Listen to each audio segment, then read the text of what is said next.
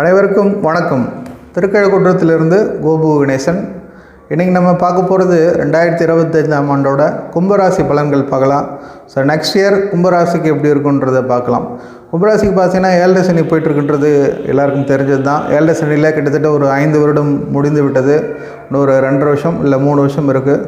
So next year வந்து பார்த்திங்கன்னா சனி பயிற்சி உள்ளது. அடுத்த மார்ச்சில் சனி பயிற்சி பாத சனியாக கும்பத்திலிருந்து மீனத்துக்கு செல்கிறார் உங்கள் ராசிக்கு. ஸோ அது ஒரு நல்ல விஷயம். 7 சனின்றது பெரிய தொந்தரவுகளை கொடுத்துருக்காருன்னு சொல்லலாம். ரொம்ப பெரிய தொந்தரவுகள் கொடுத்துருக்காது. ஏன் அப்படின்னா உங்களுடைய ராசி அதிபதி சனி தான். ஸோ அப்படின்றப்போ ரொம்ப பெரிய தொந்தரவுகள் கொடுத்துருக்காரு. இருப்பினும் உங்களுடைய ராசி விட்டு 2ஆம் இடத்துக்கு போகிறதுன்ற நல்லது.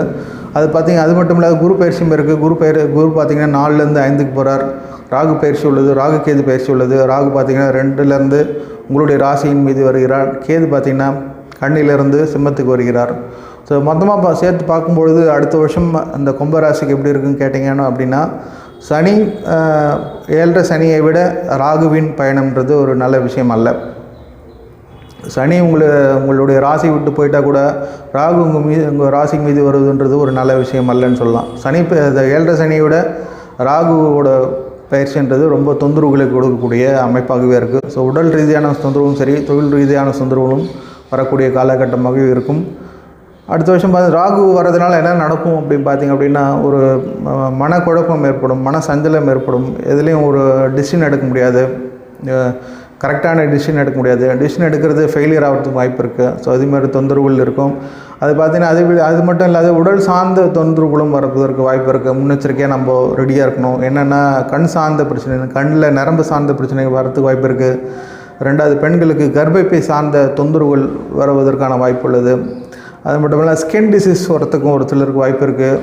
ஸோ அதனால் இரவு நேரத்தில் நீங்கள் அந்த உணவு நான்வெஜ் சாப்பிட்றத கம்மி பண்ணிங்க இல்லை நிறுத்திக்கிறது நல்லது. அடுத்த வருடம் மே மாதத்திற்குள் திருமணத்திற்கான வாய்ப்பு இருக்குது. ஸோ திருமணம் ஆகாதவர்களுக்கு அடுத்த வருடம் மே மாதத்துக்குள்ளே திருமணத்திற்கான வாய்ப்பு இருக்குது. ஏன் அப்படின்னா 7 சனி இருக்கிறதுனால சுபவிரயம் ஏற்படுவதற்கும் ஒரு சிலருக்கு வாய்ப்பு நிறையவே உள்ளது. தொழில் சார்ந்த விஷயங்கள் எடுத்துக்கிட்டோம் அப்படின்னா தொழிலில் வந்து பெரிய இன்வெஸ்ட்மெண்ட்லாம் பண்ணுறதை கம்மி பண்ணிக்கிறது நல்லது. ப்ராஃபிட் எதிர்பார்த்த அளவு இருக்காதுன்னு சொல்லலாம். நெக்ஸ்ட் இயர் எல்லா விதத்துலேயும் தொந்தரவாக தான் இருக்கும். ப்ரைவேட் கம்பெனியில் ஒர்க் பண்ணுறவங்களுக்கு ப்ரொமோஷன், இன்க்ரிமெண்ட் அதெல்லாம் வாய்ப்பு ரொம்ப குறைவு தான், கிடைப்பதற்கான வாய்ப்பு ரொம்ப குறைவு. ஸோ இடமாற்றத்துக்கான காலகட்டம் இருக்கும். ஸோ அடுத்து ஒரு கம்பெனிலேருந்து இன்னொரு கம்பெனி போகலாம். இருந்தாலும் அங்கேயும் ப்ரெஷர் அதிகமாக தான் இருக்கும். ஸோ அடுத்த வருடம் ஃபுல்லாகவே ஒரு ப்ரெஷரைஸ்டு ஒர்க்காகவே தான் இருக்கும். ஸோ கல்வி சார்ந்த விஷயங்கள் எப்படின்னு பார்த்தீங்கன்னா ஆரம்ப கல்வி, மிடில் ஸ்கூல், ஹையர் ஸ்கூல்லாம் வந்து ரொம்ப ஹார்ட் ஒர்க் பண்ணி படிக்க வேண்டியதாக இருக்கும். நீங்கள் படிக்கிறது வந்து ரொம்ப தீவிரப்படுத்த வேண்டியதாக இருக்கும். நெக்ஸ்ட் இயர் குழந்தைகள் அனைவருமே ஒரு பிஹெச்டி பண்ண போகிறீங்க, ஆராய்ச்சி பண்ண போகிறீங்க, எம்ஃபில் பண்ண போகிறீங்க அப்படின்னா அதுக்கு நெக்ஸ்ட் இயர் பார்த்திங்கன்னா ஒரு சூப்பராக சப்போர்ட் பண்ணக்கூடிய ஆண்டாக இருக்கும். யாருக்கெல்லாம் அடுத்த வருடம் நல்லாயிருக்கும் பார்த்திங்க அப்படின்னா சினி ஃபீல்டு, மியூசிக்கல் இன்ஸ்ட்ருமெண்ட்டில் இருக்கிறவங்க, பரதநாட்டியம், டான்ஸு இதில் இருக்கிறவங்களாம் நல்லாயிருக்கும். முக்கியமாக மீடியாவில் இருக்கிறவங்களுக்கு எல்லாருக்குமே நல்லாயிருக்கும் நெக்ஸ்ட் இயர். இதுமாரி ஃபீல்டில் இருக்கிறவங்களாம் வந்து அடுத்த வருடம் ஒரு பொன்னான ஆண்டாகவே அமைஞ்சிடும். மற்றபடி பார்த்திங்க அப்படின்னா என்ன பரிகாரம் இருக்குது அப்படின்னு கேட்டிங்கன்னா கும்பராசியில் பார்த்திங்கன்னா மொத்தம் 3 நட்சத்திரம் உள்ளன. அவிட்டம், சதயம், புரட்டாதி. ஸோ அவிட்ட நட்சத்திரக்காரர் பார்த்திங்கன்னா அவிட்ட நட்சத்திரின் அதிபதி செவ்வாய். ஸோ அதனால் அவங்களுடைய அதிபதியான செவ்வாயின் மிக முக்கிய காரகாரனான முருகன் வழிபாடுன்றது சிறப்பு. அவிட்ட நட்சத்திரக்காரர்கள் தொடர்ச்சியாக அவிட்ட நட்சத்திரம் அன்று முருகன் கோயில் சென்று வழிபடுவதுன்றது ஒரு பெரிய குழப்பத்திலேருந்து வெளிவர வாய்ப்புள்ளது. வாய்ப்பு உள்ளவர்கள் பழனி முருகன் கோயில் போயிட்டு வரலாம். ஒரு முறை பழனி முருகன் கோயில் போயிட்டு வந்தாலே உங்களுடைய உடல் குறைகள் நீங்கும் சொல்லலாம். உடலில் இருக்கக்கூடிய தொந்தரவுகள் நீங்கக்கூடிய காலகட்டமாக இருக்கும் பழனி முருகரை தரிசிக்கும் பொழுது. அடுத்தது பார்த்திங்க அப்படின்னா சதய நட்சத்திரம் பார்த்திங்க அப்படின்னா சனியோட வீட்டில் ராகு இருப்பதால் பைரவர் வழிபாடுன்றது நல்லது. உங்கள் வீட்டுக்கு ரொம்ப இதில் போனால் வீட்டில் அருகில் இருக்கக்கூடிய பைரவர் வழிபாடை கும்பிட்டிங்கனாலே போதும். தொடர்ச்சியாக அந்த சதய நட்சத்திரம் மணிக்கு போகணும். முடிஞ்சவங்க விரதம் இருந்து போகிறதுன்றது ஒரு நல்லது. விரதம் இருந்து பைரவர் வழிபட்டு வர உடல்நிலை கோளாறுகள் நீங்கும் சொல்லலாம். நெக்ஸ்ட் இயர் பைரவர் வழிபாடு முடிஞ்சவங்க அர்த்தநாரீஸ்வரர் வழிபாடு பண்ணலாம். திருச்செங்கோட்டில் உள்ள அர்த்தநாரீஸ்வரர் போயிட்டு வந்தீங்க அப்படின்னா ஒரு தொழில் சார்ந்த விஷயங்களுக்கு ஒரு இம்ப்ரூவ்மெண்ட் தெரியும். அதேமாதிரி பார்த்திங்கன்னா பூரட்டாதி நட்சத்திரம் பார்த்திங்கன்னா கும்பராசியையும் மீனராசியும் இணைக்கக்கூடிய நட்சத்திரன்றதுனால ஒரு தட்சிணாமூர்த்தி வழிபாடுன்றது சிறப்பாக இருக்கும்.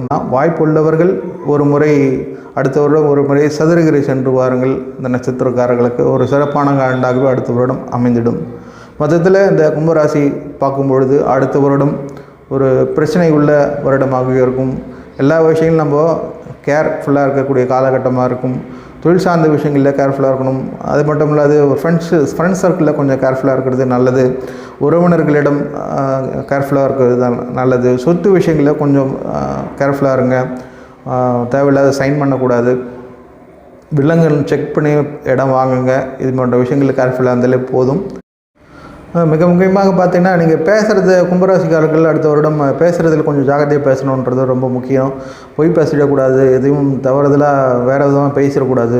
ஏன்னா 2இல் சனி செல்லும் பொழுது பேசுகிறதுல பிரச்சனை ஏற்படும். அதாவது நீங்கள் பேசுகிறது உங்களுக்கே எதிர்வினையாக கூட அமையலாம்.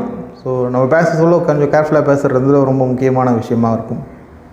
அடுத்த வருடம் சிறப்பான ஆண்டாக அமைந்திட என்னுடைய வாழ்த்துக்கள். ஏன் ராசி பலன்றது 20% பொருத்தமாக இருக்கிறது பெரிய விஷயமா இருக்கும்.